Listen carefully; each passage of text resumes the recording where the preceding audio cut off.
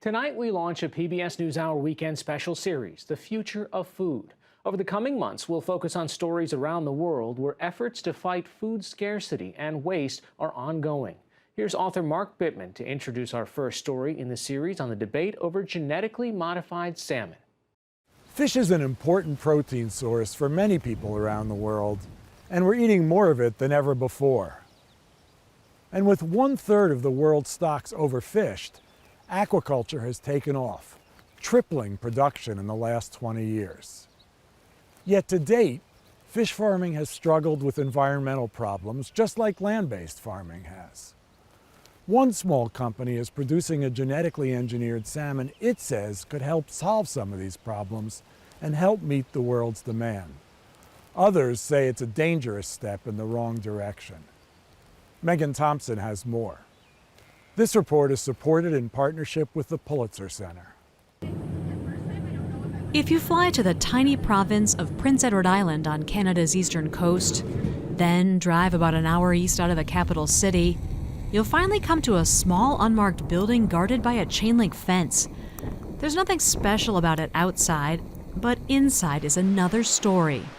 These tanks contain the only genetically engineered animal in the world that's been deemed safe to eat: Atlantic salmon modified to grow faster. Using new technology is an intelligent way to meet the global food security needs of the future.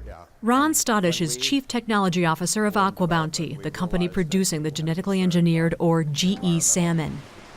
We're going to run out of land and run out of water to do what we're continuing to do unless we find a better way to do it. They know it's feeding time, yeah, they're pretty happy. It's a relatively small operation making big waves. 50 employees at 3 facilities in Canada and the U.S., breeding, hatching, and growing the salmon trademarked AquaAdvantage. They hope to have it on the American market next year. It will be the final step in a long process that began in another part of Canada. The story of genetically engineered salmon began nearly 3 decades ago here in Newfoundland, Canada, at Memorial University's Ocean Sciences Center, one of the world's leading marine research labs. In the 1980s, physiologist Garth Fletcher and his colleagues started reading about the first work being done to create a genetically modified mouse. We said, well, if they can do that in mice, maybe we can do that in fish. Fletcher came up with the idea of altering Atlantic salmon DNA to get the fish to grow more quickly.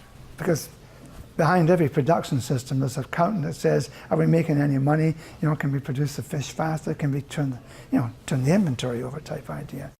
A salmon's growth hormones are more active during certain times of the year. Fletcher thought, what if he could get the hormones to stay active all the time? He took DNA from a fish called an ocean pout, which produces a special protein all year long that helps it survive in frigid waters. Fletcher took the DNA that keeps those proteins turned on and running and connected it to a salmon growth hormone gene, which had the effect of keeping the growth hormone on. Now it's free to run summer and winter if you wish, all year round. Fletcher inserted the gene into his salmon eggs and waited to see what would happen. So in the spring of 1990, we saw some big ones. So we said, ooh, maybe it's that. So you could see that these fish were bigger. Yeah, much bigger than the other ones. As scientists, seeing that what you're doing is working, what does that feel like? Well, we were just amazed, right? Fletcher patented his technology and started a company which eventually became AquaBounty. His invention is still the center of its work. A genetically engineered salmon that grows twice as fast as regular salmon while actually consuming less feed. The difference is significant. These fish are both about 2 years old. It's really hard to believe that these salmon are the same age, and there's such a huge size difference between the two of them. This fish is 5 kilos, ready for market. That fish is a long ways from market.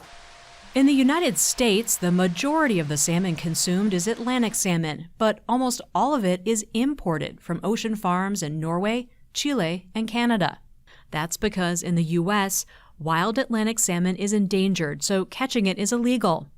Ocean farming is only permitted in a few places, and until recently, there wasn't much interest in expensive land-based production like AquaBounty's. If you have a fish that grows a little faster, such as an AquaAdvantage that reaches market weight in half the time, You can produce those fish almost anywhere because you can grow them in a land-based aquaculture facility closer to consumers, so you can reduce the transportation costs, you can reduce the carbon footprint associated with transportation. So this opens up a whole new opportunity for global salmon production. Ron Stodish talks of producing Atlantic salmon in places it's never been done before, like Indiana, where AquaBounty has set up its first American facility. This is a hot smoked salmon preparation from a roughly 5 kilo Aqua Advantage salmon. He gave me a taste of the product. It's delicious. It's very good. I mean, I think some people might think that this would taste somehow different than non-genetically modified salmon, but it tastes exactly the same. It's exactly the same. AquaBounty first applied for approval from the U.S. Food and Drug Administration in 1995. While it's been regulating genetically modified plants for more than 25 years, the FDA had never approved a genetically engineered animal as food before, and so it took them 2 decades to make a decision. And there was stiff opposition. Protesters sent nearly 2 million comments to the FDA, and nearly 80 retailers vowed not to sell it. Despite the concerns, in 2015, the FDA approved Aqua Advantage salmon, saying the product is safe to eat, has no significant impact on the environment, and it found no biologically relevant differences between GE salmon and other farm-raised salmon. The next year, the Canadian government gave the salmon its stamp of approval, and AquaBounty hit the market there first, since selling a modest 20,000 pounds of its product. Canadian opponents remain outraged.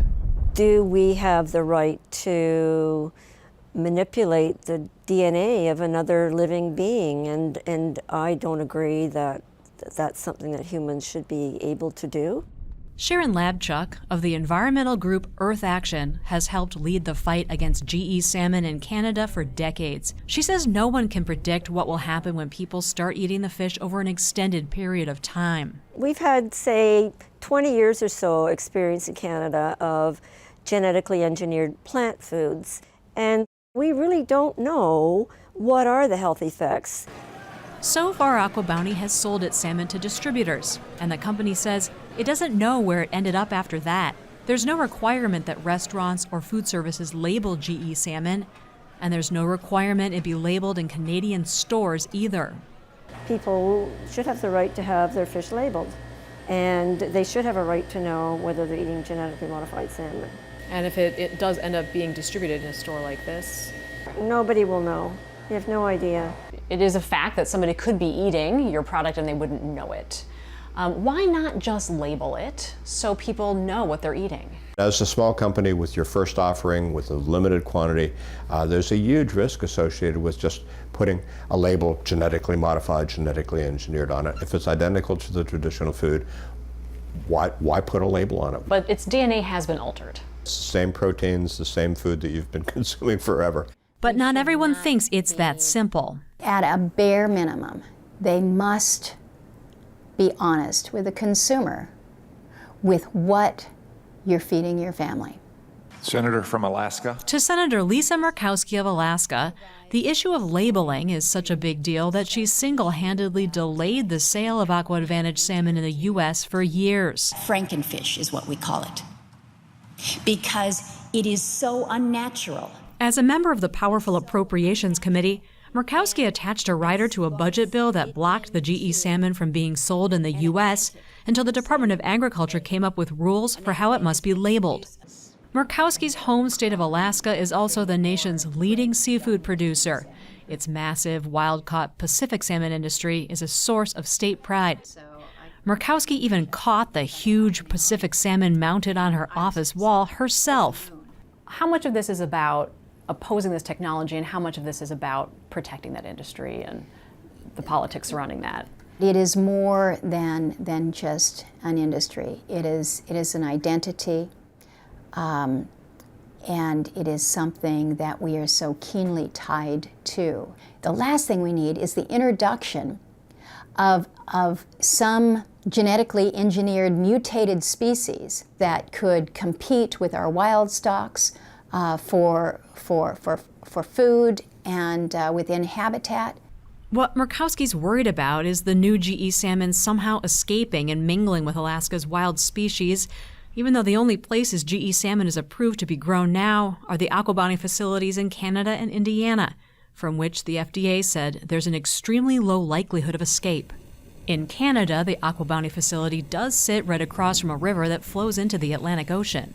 But all the water that's coming through here goes through these containment barriers, these sock filters. But Ron Stodish says any water discharged into the river flows through at least 5 separate filters inside and more barriers outside. The likelihood of a 2 or 3 kilo salmon going through one of those filters, through one of those boxes, and running out across the street and going through is virtually zero. We've been operating for more than 25 years and we've never lost a single fish. He knows this because every fish is microchipped and tracked. And even if they did escape, almost none could breed with ordinary salmon because AquaBounty uses a process that it says renders about 99% of them sterile. So I think that we are as safe as we can be. Aquaculture expert Yonatan Zohar leads the Department of Marine Biotechnology at the University of Maryland. He provided expertise to the FDA when it was deciding whether to approve the genetically engineered salmon. Zohar does believe the sterilization technology can be improved and is currently doing research on just that.